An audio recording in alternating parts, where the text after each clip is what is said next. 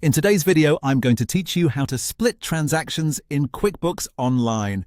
If you ever have a single bank transaction that needs to be divided between different categories, this feature can save you a lot of time and help keep your books accurate.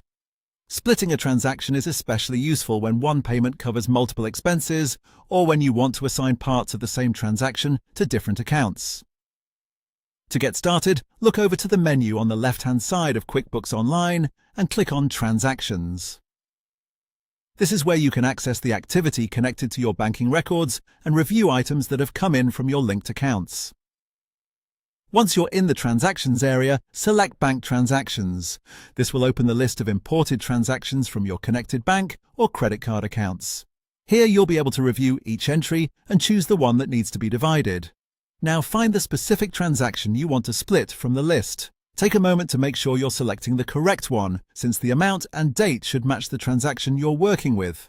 When you've found it, go to the Action column for that transaction and click the caret icon. This opens a small menu with additional options related to that entry. From that menu, choose Split. This tells QuickBooks that instead of assigning the entire transaction to just one category, you want to break it into multiple parts.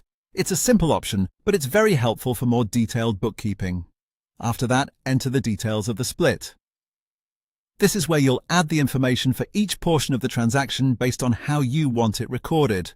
Be sure the split amounts add up correctly to match the full transaction total. Taking an extra second here can help prevent errors and make your reports much more accurate later on.